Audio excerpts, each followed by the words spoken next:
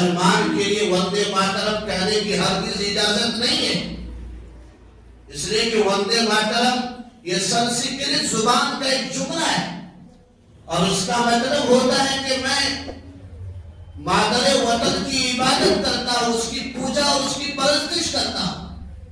مسلمانوں کا یہ عقیدہ اور ماننا ہے، ہمارا یہ ایمان ہے کہ ہم صرف اور صرف اللہ کی عبادت کرتے ہیں۔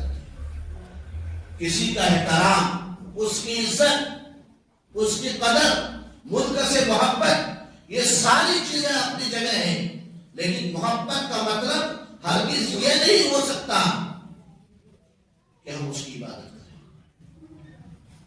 ماں سے ہم محبت کرتے ہیں، بچوں سے ہم محبت کرتے ہیں، قرآن سے ہم محبت کرتے ہیں، نبی سے ہم محبت کرتے ہیں، تمام نبیوں سے ہم محبت کرتے ہیں، آخری نبی سے سب سے زیادہ ہم محبت کرتے ہیں، لیکن ان سب کے باوجود نبی کے لیے بھی سجدہ نہیں ہوگا، عبادت نبی کی نہیں ہوگی، نبی کی اطاعت ہوتی ہے۔ عبادت یہ اللہ کا خاصہ ہے، عبادت صرف اللہ کے لیے ہوگی، رکوع صرف اسی کے سامنے ہوگا، سجدہ صرف اسی کے دربار میں ہوگا، نظر و نیاز صرف اسی کے لیے ہوگا۔ اور یہ کسی کو کہنے کی اور کسی سے مسلمانوں کو سرٹیفکیٹ لینے کی ضرورت نہیں ہے کہ مسلمان ملک کا وفادار ہے یا نہیں ہے۔ جس کو اس پر اگر شک ہے تو وہ دیانتداری اور سچائی کے ساتھ ملک کی تاریخ اٹھا کر دیکھ لے۔ اس ملک ہندوستان کی تعمیر اور ترقی کے لیے، اس ملک کو آزاد کرنے کے لیے مسلمانوں نے کیسی کیسی قربانیاں دی۔ جنوری کا مہینہ آ رہا ہے، انشاءاللہ اس پر بھی بات ہوگی۔ مدارس کی کیا قربانی ہے، مساجد کی کیا قربانیاں ہیں، علماء اور مسلمانوں کی کیا قربانیاں ہیں ملک کی تعمیر اور ترقی میں۔ آج اس کو مٹانے کی کوشش ہو رہی ہے، اسی لیے نوجوانوں سے بہت درد کے ساتھ یہ اپیل کرتا ہوں کہ صحیح تاریخ پڑھو، اپنی تاریخ کو جانو، اس کو سمجھو، اس کو بولو، اس کو پھیلاؤ۔ اپنی تاریخ کی، اپنی چیزوں کی اگر ہم حفاظت نہیں کریں گے تو کون کرے گا؟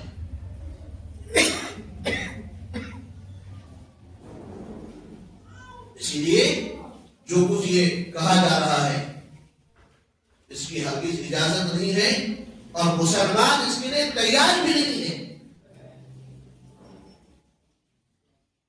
اسی لیے کہ ہر مسلمان کو یہ جان لینا ہے کہ یہ سب حالات کچھ بھی نہیں ہے۔ دنیا میں اس سے بڑے بڑے حالات آئے ہیں، اس سے زیادہ پریشانیاں آئی ہیں، لیکن مسلمان پہاڑ کی طرح جم گئے ہیں۔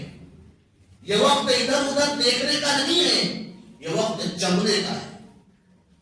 حضرت بلال کی مثال زندہ رکھو، وہ عورت بچیوں کے لیے کتنا بڑا پیغام ہو اس واقعے میں۔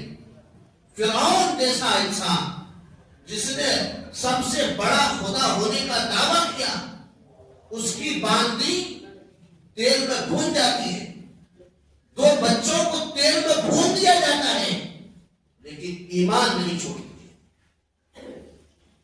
معراج کے موقع پر حضور اکرم صلی اللہ علیہ وسلم سفر معراج میں محسوس کرتے ہیں کہ ایک جگہ سے خوشبو آ رہی ہے۔ حضرت جبرائیل سے پوچھتے ہیں کہ یہ خوشبو کہاں سے آ رہی ہے، تو حضرت جبرائیل بتاتے کہ یہ فرعون کی باندی اور ان کی دو بچوں کی خوشبو آتی ہے۔ جب ایمان کے لیے انسان ڈرتا ہے، جمتا ہے، اپنے آپ کو قربان کرتا ہے۔